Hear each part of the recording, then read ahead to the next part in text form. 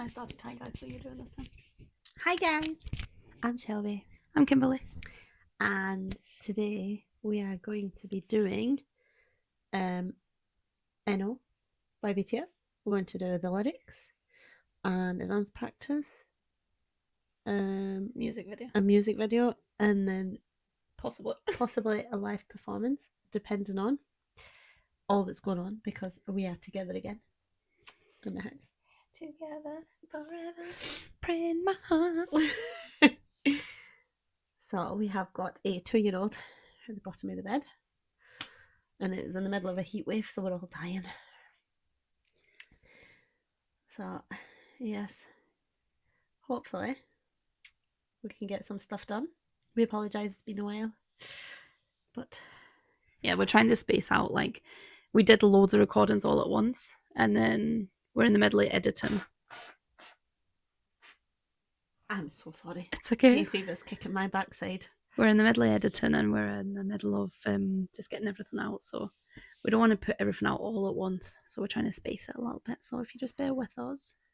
Yes. Thank you so much to everyone who has liked or commented. Yes. Or even on our social media. Yes. We really do appreciate it. It's just our thoughts. Like, it's literally. We've always talked about it every time we watch something or anything. We're always chatting and rewinding. So we were like, might as well just record it whilst we're doing it and share our thoughts. Yeah, we were going to do it for Arirang. And then we never got a chance to.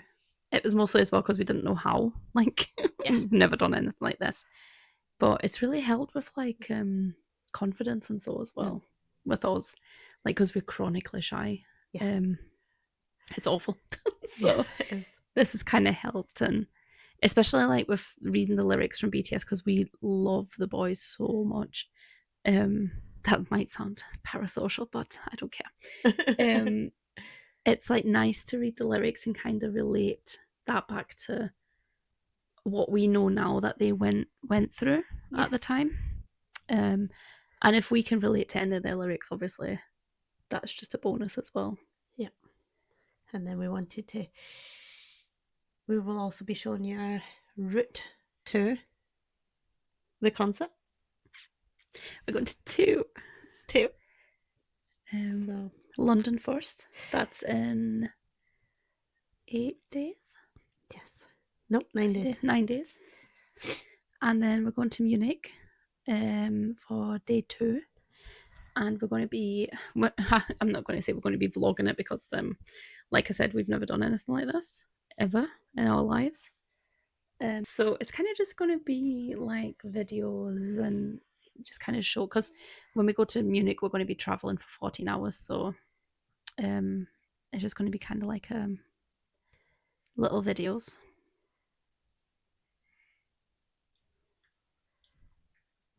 He's just opened his eyes. He's close to me again. We're all silent.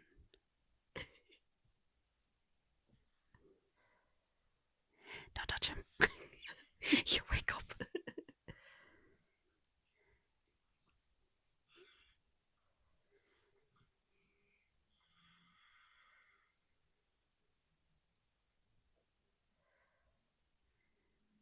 He is adorable. Especially when asleep. Yeah. But yeah, we're going to be vlogging it, our journey. So yeah, thank you to everyone. It's also our Patreon. Yes. We've had a few people on there, and we've just done a free one because we just want to share, like I said, our thoughts and stuff. But if anyone has any suggestions of what you want to see, yeah, definitely.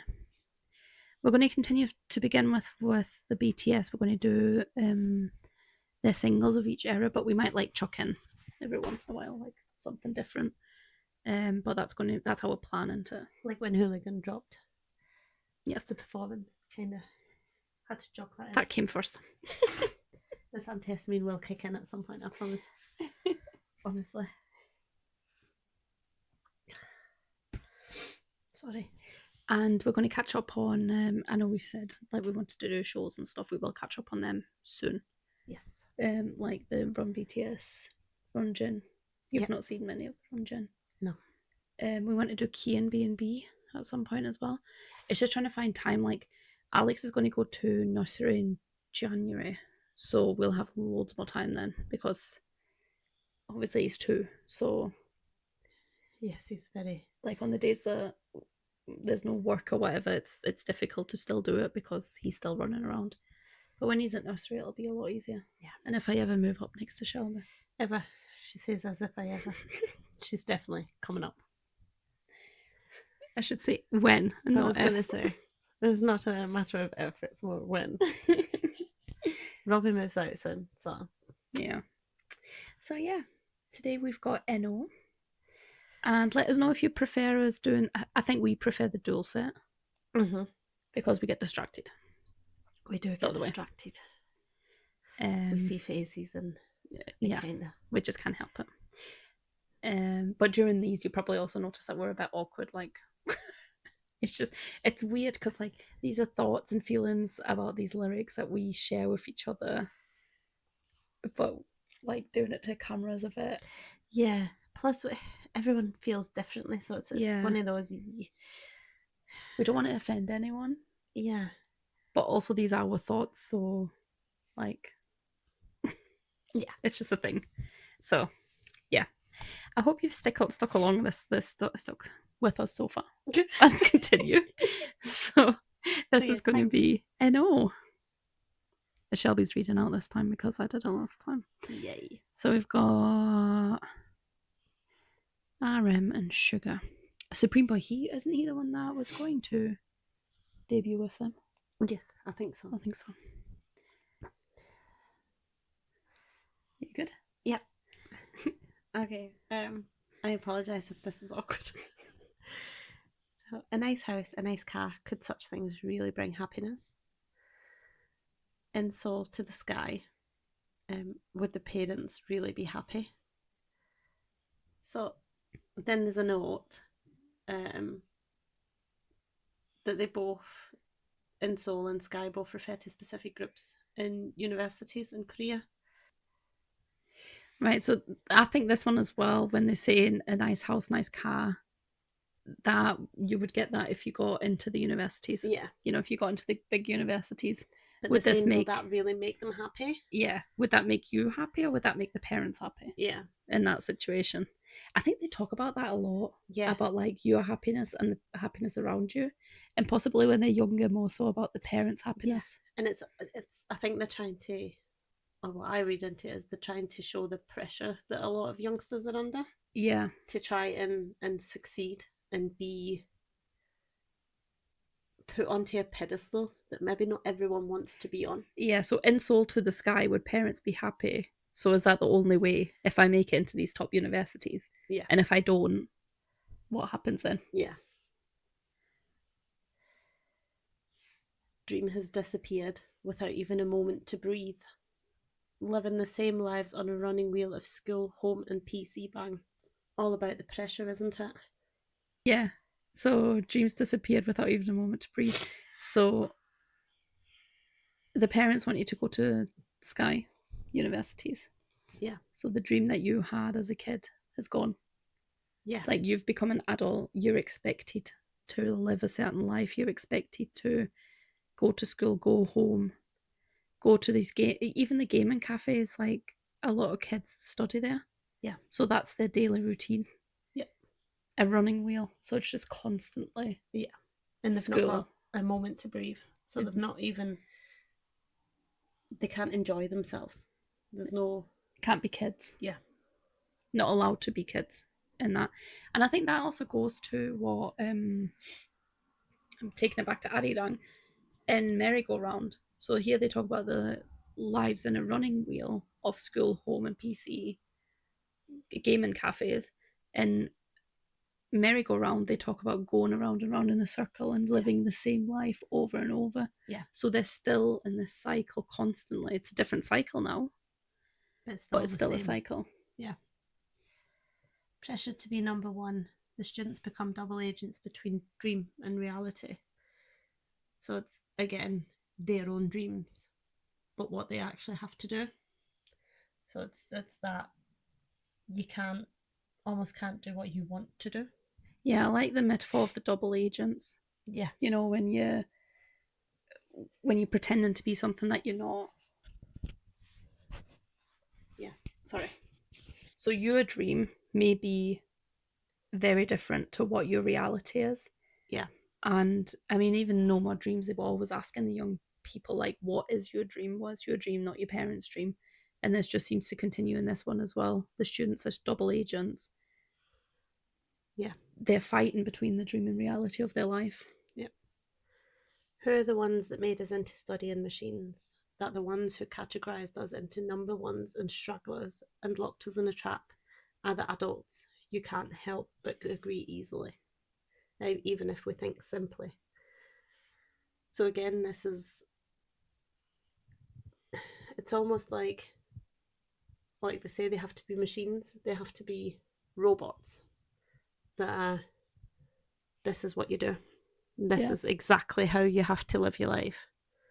And then it is, you are either number one or you're nothing. You're nothing. And even that, who are the ones who made us into studying machines? It's like they're asking that question to their society and to their parents a lot of the time, without placing blame on one specific person, but they need to look at themselves as well and think, like, what have you done to these kids? Yeah. That is their life. Like, they're fighting to be number one, but they're all fighting the same dream.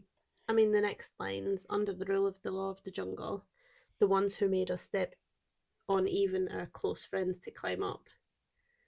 It shows that the pressure's not just on them, but it's, oh, you need to be better than that friend. You need to be better than that one.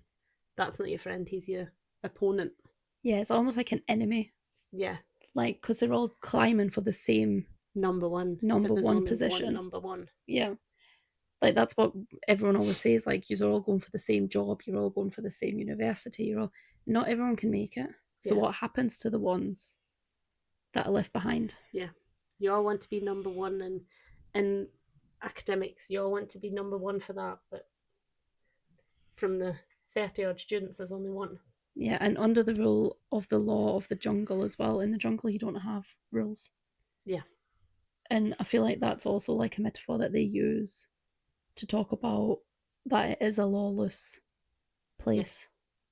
Yeah. Everyone's fighting. Survival of the fittest. Survivors of the fittest. Everyone's fighting dirty to try and get into this university, or this group of universities, under the pressure of the parents, under the pressure of society. And then when you've got an outsider that doesn't fit in, that's when the issues start, I think. And they're just sort of abandoned, as it were. The outsiders are just... Yeah, because even like any school that you go to, I know like the pressure is enormous in like Korea, but any school that you go to, like, you were always told, if you don't do this, this would happen. If you don't do your homework, then you won't pass. If you don't study, then you won't pass.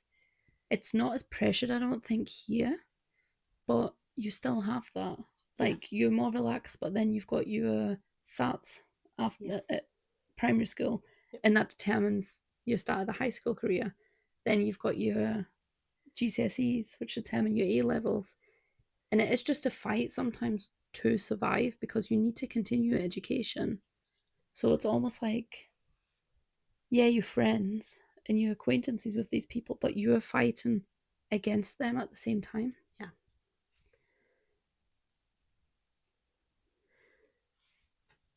Who do you think they are? What the adults tell me, that the suffering lasts only momentarily now, that I should endure it a little more, that I should do what I want to do later. Everybody say no. Again, it's always, I don't want to say it's always adults, because we're adults now and you've got kids as well. But a lot of the time, I feel like adults forget what it was like as kids. Like, if they're saying to them, "Oh, you'll be fine," you don't know, you don't want to grow up too quick, because you don't actually know what pressure feels like until then. But they forget how much pressure, like, kids and teenagers. I mean, I fallen into the trap where, when Jamie's just sat at SATs last year, and it was, oh no, come on, we need to sit down, we need to study. And then after a while, I thought, you know what you know. Yeah. if I put too much pressure on you, you'll not learn anymore, but you'll buckle. Yeah, but he's a perfect example because for example, in this one where it's like the suffering less momentarily and stuff, or even like this thought of you need to compete with others. So he did exceptionally well on his SATs. He's gone to high school now, and on some of the subjects, he's like below expectation, Yeah. but he's still as high or higher than other students. But because his SATs results were so high, they expect more. Yeah, they expect so much from him. So when he does what an average student does, it's almost like he's being punished. Yeah. For not still being exceptional. Yeah. They expect perfection At all times. At all times, and he's just started in year 7, and he's finding his feet. So they're telling him, "Oh, you're below, but you're below expected." Yeah. And because they expect high, he's average, and it's. I don't like that system much because I always think it's just give a grade. Yeah. You don't need to give you're below expected, because as a parent you're then like, oh god, Yeah. is he getting zeros? And in reality, he's still doing well. Yeah. He's just not doing as well as what's expected. The word later can't do anything anymore. Don't live your life by being trapped in someone else's dreams. We roll, we roll, we roll. Everybody say no. And again, this don't be trapped in someone else's dream. I think that was such a common topic for them.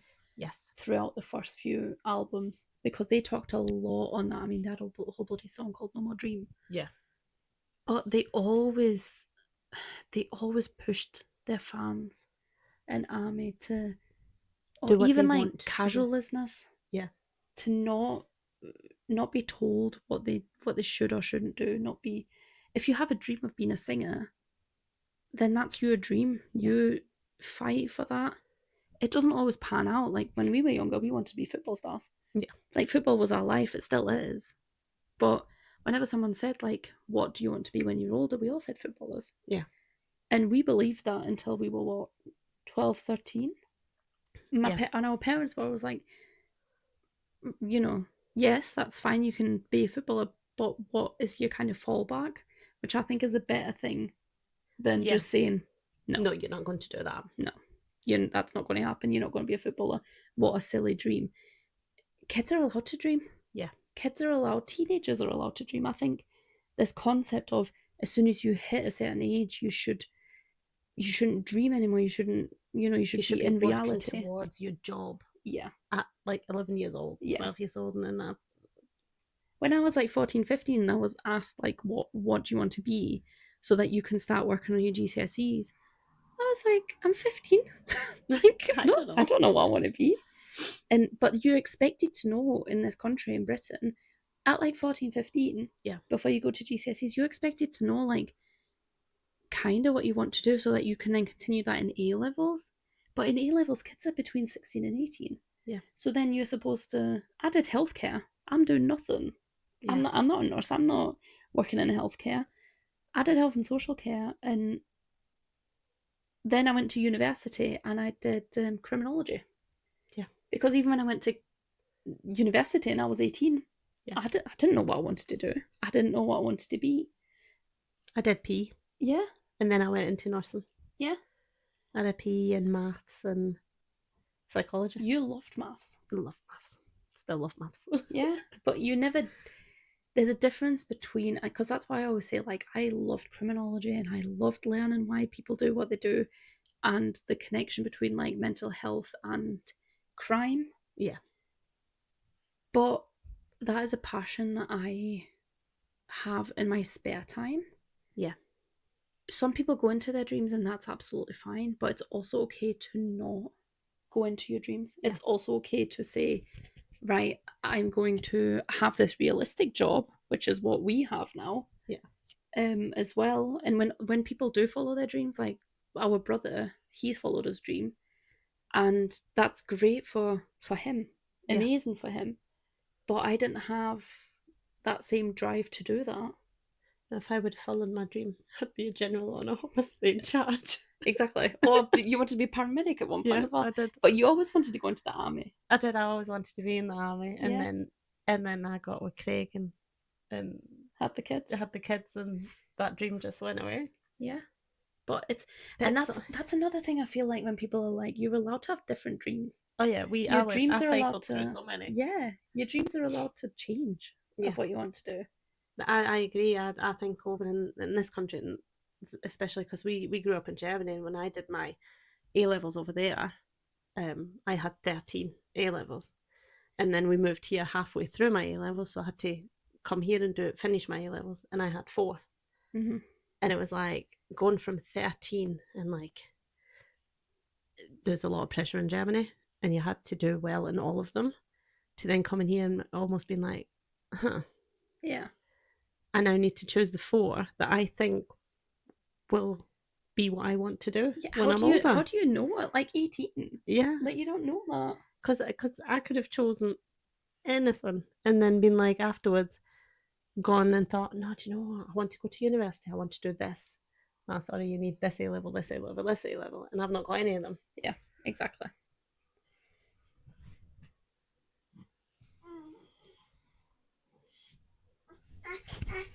Okay, the baby is trying to escape off the bed currently.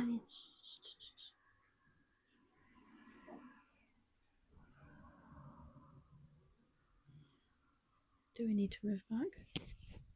No, he's all right. He was just getting confused, I think. Okay. Yeah, because when I went to college as well, I had the most random, like, I did psychology, health and social care, and then I did history. Yeah, because I liked history.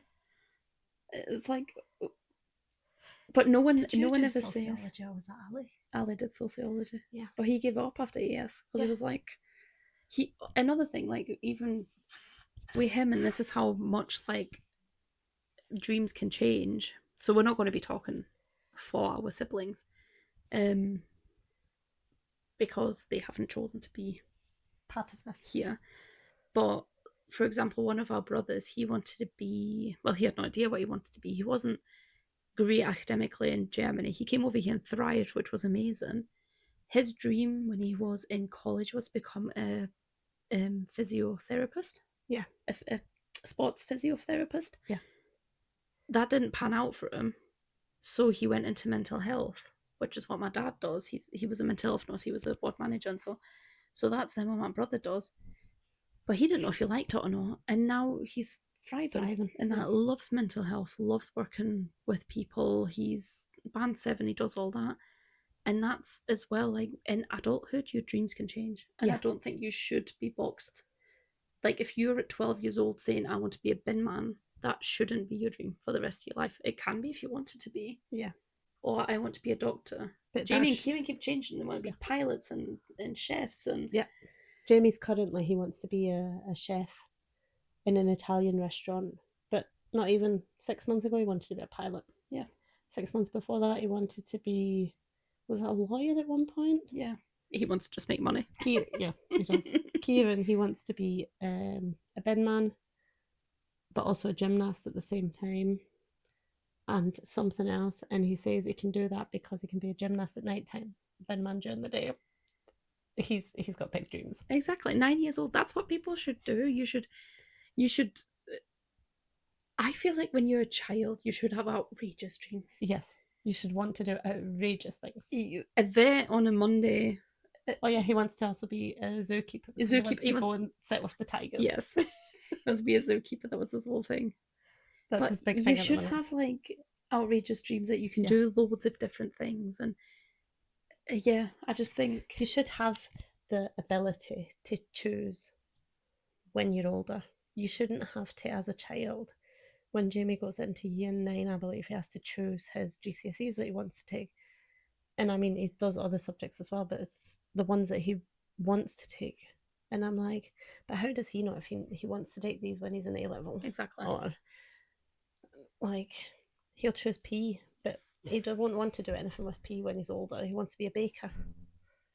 And even if you were 35 and you've got a job as in an office somewhere, and then one day you wake up and you're like, you know what, I want to be a healthcare. Yeah. that's my passion. That's my dream. I found a passion for it. That should be allowed. Yes. You should be able to change your dream and change your profession and livelihood just because you want to. You shouldn't have to explain it to anyone. You shouldn't have to fit into societal boxes. Yeah. Just because they say, actually, you've been doing this all your life. You can't do anything else. Well, Yeah. who are you to say that this person isn't going to be the best damn healthcare Exactly. that you've ever met? Exactly. Sorry, we talk loads. Sorry. Apologies. It really is now or never. There's nothing we've even tried yet. We roll. Everybody say no. A nice house, a nice car, could such things bring happiness on? And then he goes, and then he says, I want to live idly. I want to tear apart my school uniform, make money, good money. My view is already skewed. My unhappiness exceeded its maximum limit. A studying sci factory. I keep digging a hole to fill another. Pay off debt. Okay. So it's about paying off debt and incurring more debt. The adults make a confession that we say that we have it so easy, that we are happier than we deserve to be. Then what am I, who feels miserable like this? That is true. Do you know, when even older people than us, when they say, oh, in my day we didn't have it this easy. Yeah. It's easy for you. And back in my day we didn't do this. Back in my day we couldn't do this. And I'm like, but we're not back in your day. Yeah.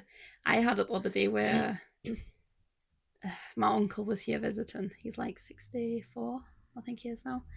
And he was talking about like when he met our parents, they were younger than us. But my parents already had 5 kids when they met. And he was saying like how, they managed to do great things because we were never without. We weren't rich, grown up, but like whatever we wanted, our parents managed to get us. Yeah. And we were really close to we still are really close to our uncle. But he met our parents when they were like 26, 27. And they were like, oh, and we managed to live like with 5 kids. And we said to them as well, yeah, because everything was cheaper. Yeah. Like, I get it was hard. Our parents had 5 kids, but everything was cheaper back then. Yeah. You can't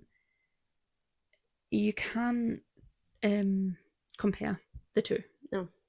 Because it won't ever be the same. And people who live in the past and have this almost like condemning the young ones. Yeah. That are like, well, you're just not doing enough effort. You're just not putting enough in to receive. I just think you're not looking at the world as it is now. You're looking at the world as what it was like when you were younger. Yeah. And your parents probably thought the exact same thing and said the exact same thing as what you're saying to the kids now. Yeah. So you need to look at yourself as well. Yeah. There's nothing to talk about together other than studying. Kids like me overflow out there. The same lives of puppets. Who's going to take responsibility for our lives?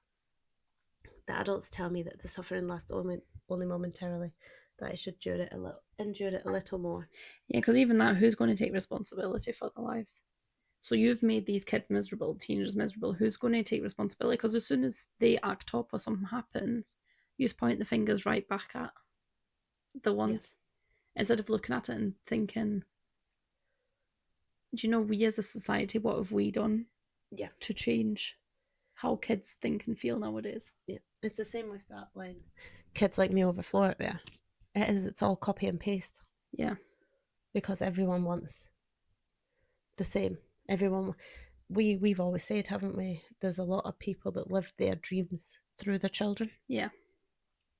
And they try and succeed. Yeah. Or they make themselves feel good about themselves. If the child succeeds, that shouldn't be how it is. The child should be able to live their life for them. And that's mostly, we see that at football. Oh God, all the time. Football parents are some of the worst parents. Oh. The way that these parents take this and I just think they're 11 years old and they're in Division 10. Like, I'm sorry, they're not going to be professional footballers. And some of these kids don't even want to be there. And I just think, again, you're trapping them in your dream. They want to go out there and play football and have fun with their friends and have a little joke around. And if they win, good. If they lose, whatever. And you're forcing them to take this so serious. Yeah. To the point where a lot of these kids then leave the sport. Yeah. And never play again. Whereas I think I'd rather have it where someone plays until they're 40, 50. Yeah. And never goes professional, but enjoys playing football Yeah. until that point. Well, that's what's always been about for us. Yeah. We played football because we loved it. But we've seen it in coaches a lot because we coached a girls' team. The amount of pressure that these, a lot of the time, I'm not trying to be mean, it's grown men. Yeah. That they put on these children. And I'm like... The amount of arguments I've had on the side of a football pitch. And I just think because I know what it was like I did briefly, very briefly, play in an academy and I did not like it. Like, I was maybe 10, 9, 10 years old, and I just didn't enjoy it. It was more a chore at that point. But when I said to my parents, no, I don't like it, I don't want to do it, they didn't pressure me to do it. No. They just sat me down, spoke to me and asked me, are you sure? Yeah. Like, you kind of can't go back from it at this point. And I said, yeah, I can't deal with this just pressure of having to perform. They sucked the fun out of it for you. And it was just awful. And it took me a couple of years to get back into football properly. But then when you did, you went to that team where I took you to, and that coach just completely ruined football for you. Yeah, so when we left Germany, I was 12. And when I stayed in Germany, I played for my team and I helped my little brother out. He's a year younger, but in Germany you can play a year down if you're a girl. So I played for my team and I played for his. And I trained with the women. Yeah, I was open age. So I was like 10, 11 when I started with training with you. Yeah. It's not often they let someone so young play with us, but she was that good. And then I came over here and I played for a team that was like 4 years older than me. Hated that. Because I was a kid. I was like 12 years old. And they were all like 15. Yeah. So I had nothing in common with them. And it was just... And again, my parents kind of realised what was happening. And I had a couple of hissy fits. And they stopped. And then I went to the other team that you took me to, which I liked. We lost every game. We had like 9 players against 11. Yeah, it was when that other coach came, when it was just me and that lassie. When I took you and the lassie trained you, it was all right. But when he came, he like told me to stay down and pretend to be injured, and he was like swearing at me and stuff. And that's when I look at it and I'm like, why are you trying to force something onto me? Yeah. Like, I am 12 years old. Yeah, he wanted to win, but then when he was getting beat, I was a bit old. I was maybe like 14 actually at that point, 13, 14. Yeah, but you were still young. Yeah. And this grown man was telling you to stay down because you'd gone down and it hurt. But you were like, no, I'm getting back up, I'm playing. And I think we had 8 players against 11 or something. And he was like, no, stay down. And I was like, no. And then he swore at you when you got up. Yeah. My mum was not happy. She went storming the next time because she'd never met him because Shelby took me all the time. She was like, tell me who it is. Show me who it is. And then like all the parents are kind of stood on the sideline. Yep. My mum was just like berating this guy. Yeah, but then some of the parents said as well, didn't they? They were like, oh, yeah, we thought it was shocking that he'd done that. And mum was like, why didn't you stick up for the child? So because you were only like 18, 19 as well. So like, if you expected Shelby to stand up to this grown man, but no one said anything. He was an angry man. I stopped playing that day. Yeah, I think that was the last time. And that just shows as well how adults can ruin a child's dream as well. Yeah, because you never played again. No, never played again until I was 8. And then I just coached the girls' team, and that was when I was like 20, 26, 27. Yeah, they started it under 9s. Yeah, so I stopped playing at 14, and then I didn't pick up football again until I was 28, 27. Mm. Yeah. So that just shows how we went on a tangent completely then, but... We did. Yeah, just like our trauma. Trauma dumping. So yeah, suffering only lasts a momentarily. No, it doesn't. No, it He doesn't. scarred me for life. He scarred me for like 15 years. So adults, why? Yeah. So it's just the same thing. The word later, can't do anything anymore. Don't live your life by being trapped in someone else's dream. Everybody say no, no, no, no, no. Do you know what? They just make us think. Yes. Okay, so this song has really made us go off on tangents, so we apologise profusely. Okay. I feel like if this was a different way to read the lyrics, we would have gone totally like confused because we would have been looking at the boys instead. Yeah, but I quite like it this way. Yeah. Because you can like talk about your own stuff as well. I think it's better when you can relate to the lyrics. Yes. Yes. I think that's better.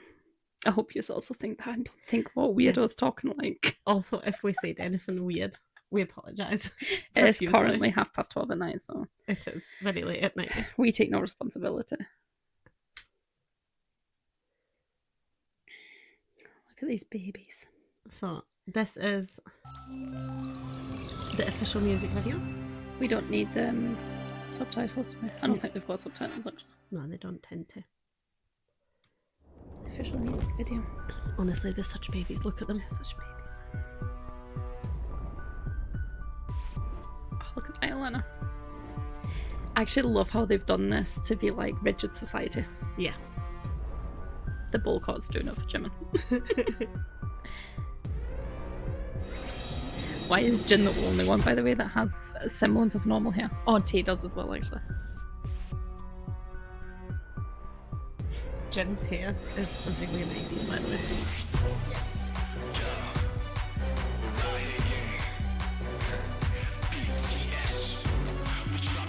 It's like taking a pill to study, like a studying machine. To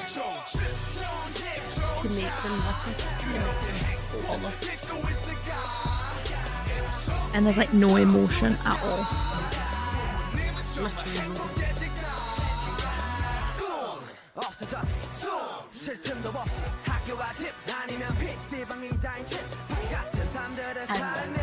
That they've made their hair totally flat here and then crazy when they're dancing. And the other one, yeah.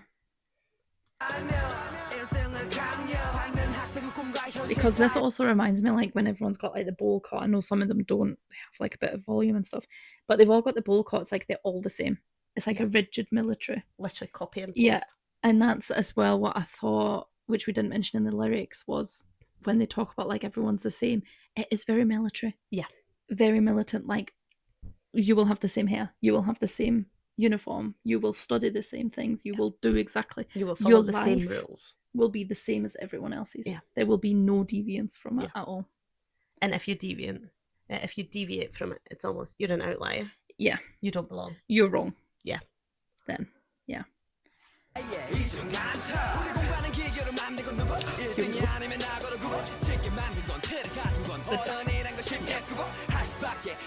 also the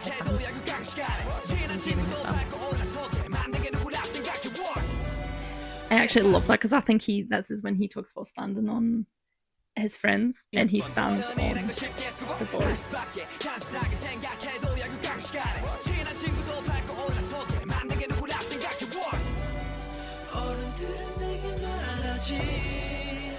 He's so pretty. Yeah.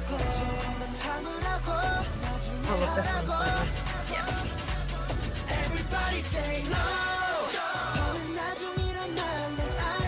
I love how the face stands up. Yeah.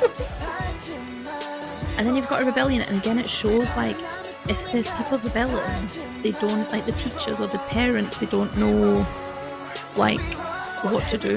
Yeah. Because they're not the perfect little lambs. Yeah.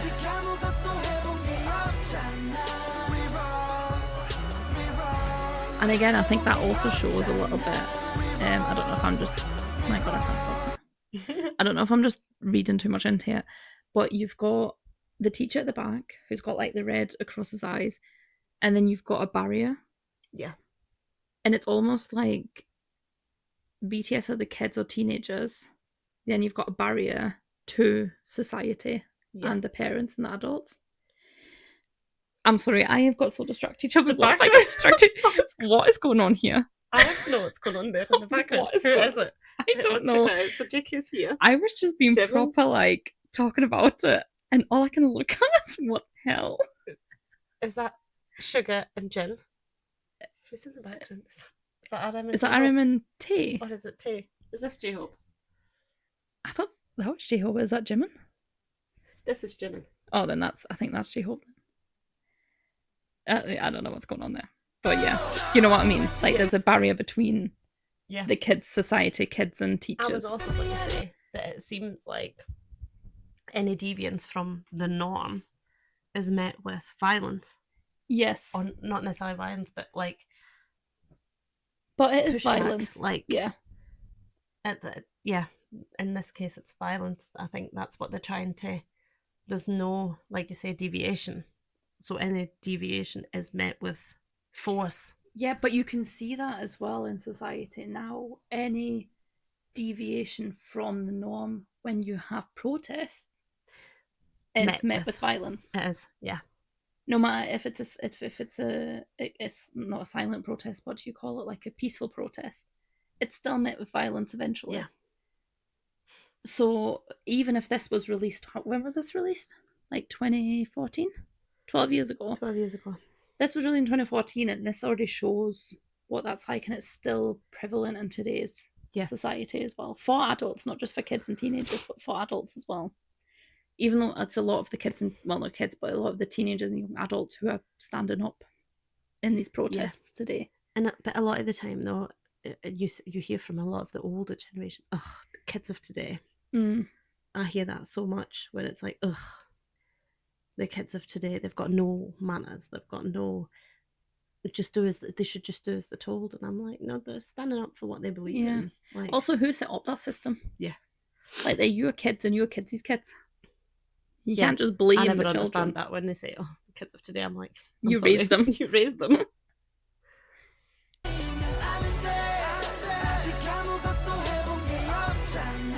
Crazy,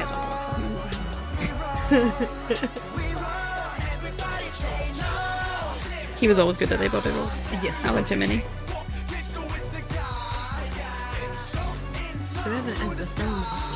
But even that, they're breaking out. So they're not only breaking out against the... They're not only breaking out against the society, like, they're breaking out of society, out of the classroom. Yeah. They're doing their own thing.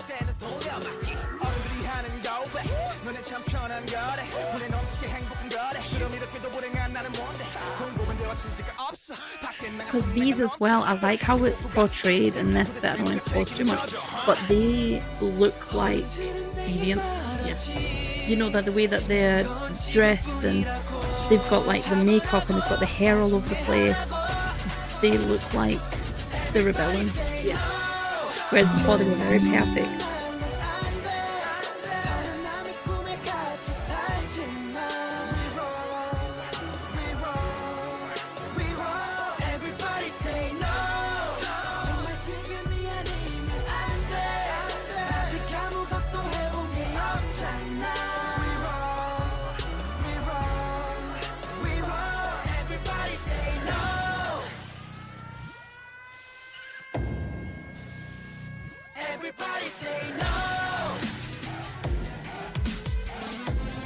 And then they're pushing back against the society again and trying to stop them. And even going as far as their arrest.